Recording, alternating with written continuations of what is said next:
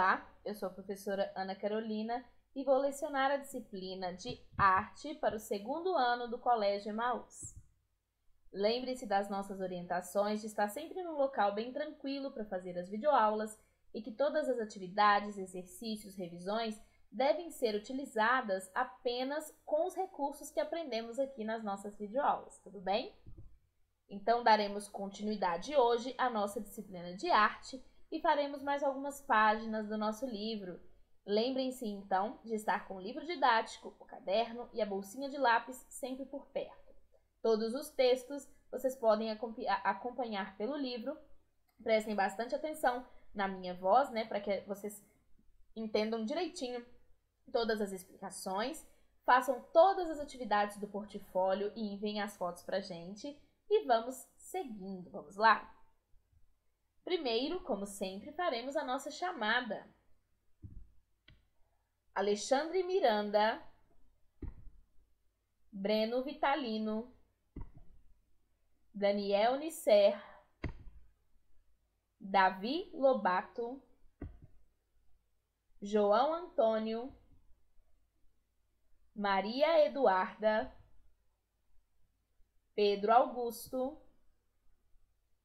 Pedro Lucas, Sofia Ribeiro. Estão preparados, turma? Então, vamos lá. Então, hoje, continuaremos o tema 6, a arte em defesa da vida, que começamos na última aula. O tema 6 vai tratar, então, de artes que são quase um manifesto pela natureza, que tem esse propósito de fazer com que o ser humano reflita no seu lugar no mundo, a sua relação com a natureza, a sua relação com os animais, a sua relação com o planeta em que nós vivemos, e a maneira como devemos nos portar diante dessa natureza. Hoje faremos os exercícios, vamos ver todas as matérias da página 97 até a página 103. Estamos quase finalizando o nosso livro didático. Olhem só como nós caminhamos, Daqui a pouco terminamos todinho o nosso livro didático. Vamos lá? Corpo dançante, natureza em movimento, lá na página 97. A Companhia Estadunidense de Dança Contemporânea, MOMIX, foi fundada em 1981 pelo coreógrafo Moses Pendleton. Em suas apresentações, os dançarinos unem técnicas acrobáticas, efeitos especiais de luz e sombra e diferentes gêneros musicais, compondo grandiosos espetáculos, Então, não é só dança que existe nesses espetáculos dessa companhia de dança que se chama MOMIX. Eles utilizam, então, diversos recursos para que esse espetáculo fique ainda mais bonito, como, por exemplo, efeitos especiais com a luz, que eles colocam no palco, os diferentes gêneros musicais, o que torna um espetáculo mais dinâmico, Não é um espetáculo só com um tipo de música, ele é mais dinâmico, e também com acrobacias, o que faz com que o espetáculo fique bem mais interessante, No espetáculo Botânica, os bailarinos da companhia apresentam a importância do equilíbrio ambiental com movimentos e figurinos que remetem a espécies de plantas e de animais. O processo de criação do grupo envolve imersões na própria natureza. Além disso, todo ano eles realizam uma apresentação em um jardim, dentro do projeto MOMIX in the Garden, MOMIX no Jardim em português. Então, mais um grupo que nós vemos aqui, que traz a importância da natureza para dentro de sua arte, Então, através desse espetáculo Botânica, o grupo MOMIX tenta mostrar para as pessoas que a natureza precisa estar equilibrada.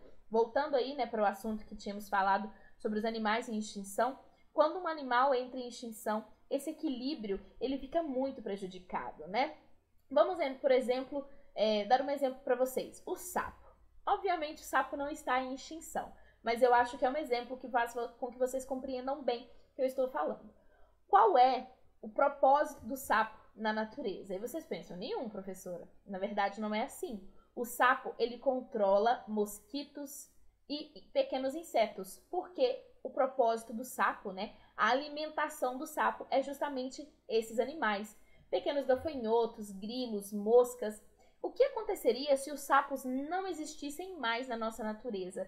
não existiriam animais suficientes que seriam predadores destes insetos. Então, nós teríamos uma superpopulação desses insetos. Eles se tornariam uma praga, que é o que a gente chama quando há, né, um excesso de um tipo de animais. E o ser humano poderia não saber lidar com esse tipo de invasão de insetos no nosso meio, né, nas nossas cidades e também nas cidades mais rurais. Então, cada animal ele tem um propósito dentro da natureza. Se esse propósito some, ou seja, se esse animal some da natureza, a natureza não está mais em equilíbrio, ela perde o equilíbrio. E para que ela volte para o equilíbrio, demora milhares de anos. É por isso que as pessoas falam tanto sobre o equilíbrio na natureza e como o ser humano precisa se tornar mais consciente na utilização dos recursos naturais e da maneira como ele convive com o meio ambiente.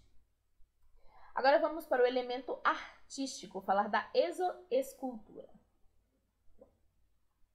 Um dos maiores problemas ambientais da atualidade é o grande descarte de resíduos.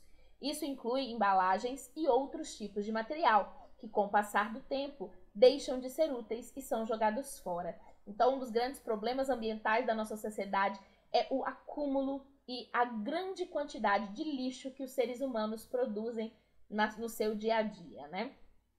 Muitos artistas se aproveitam justamente desse tipo de material para criar suas obras. O estadunidense Brian Marshall, por exemplo, cria esculturas de robôs reaproveitando diferentes objetos de metal, como talheres, peças de carro, engrenagens industriais, latas e componentes eletrônicos. Que tal criar o seu próprio robô? Reúna uma variedade de material reciclável e leia as instruções a seguir para criar um robô, como os de Brian Marshall. Material necessário. Material reciclável, como caixas, embalagens, latas, parafusos, tampas, etc. Fita adesiva colorida e barbante. Instruções. Antes de começar a montar seu robô, reúna o máximo de material reciclável que puder e imagine como você poderia criar um robô com ele. Teste diferentes maneiras de juntar uma parte na outra de acordo com o material utilizado. Se necessário, peça ajuda ao professor para unir os elementos. Por fim, dê um nome para o seu robô e mostre aos seus colegas. Bom, essa é uma proposta de atividade, né? Se vocês se sentirem confortáveis, se tiverem o material, se vocês puderem, né, fazer esse robô, eu ficaria muito contente. E aí, é só mandar uma fotografia pra gente aqui do colégio, que todo mundo adora ver esses trabalhos artísticos que vocês fazem, tá bom? Agora vamos para a curiosidade. A arte nunca esquece. Só lembrando, né, eu lembrei aqui de algo que se alia a esse tema, né, sobre exoescultura e tudo mais.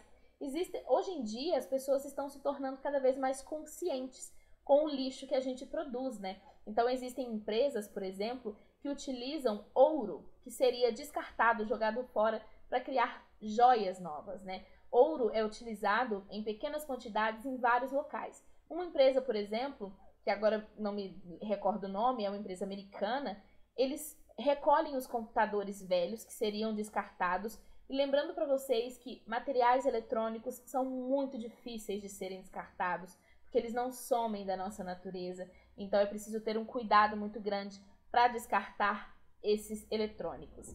Dentro dos computadores existe uma base, né, que é feita de ouro. É um ouro de baixo preço, não é muito caro, mas essa pessoa recupera esse ouro, que seria então jogado fora, e aí então eles colocam em peças, né, em joias para revender. Então é uma maneira de pegar esse lixo que não traria nada para a humanidade, estaria ali no nosso planeta poluindo, e transformar em algo bonito, né? Transformando até mesmo em renda, que a pessoa conseguiria então ganhar dinheiro com ela.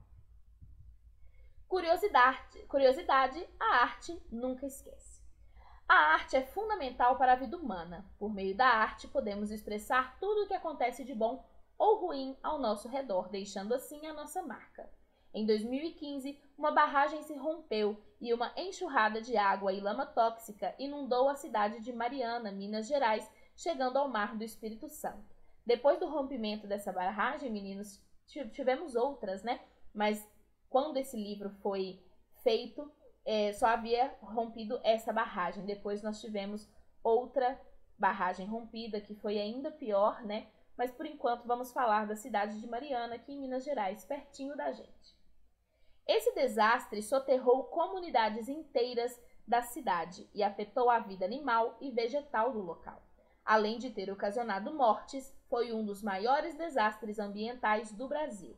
Mas pouco foi feito para responsabilizar os culpados ou ajudar as pessoas afetadas pela tragédia.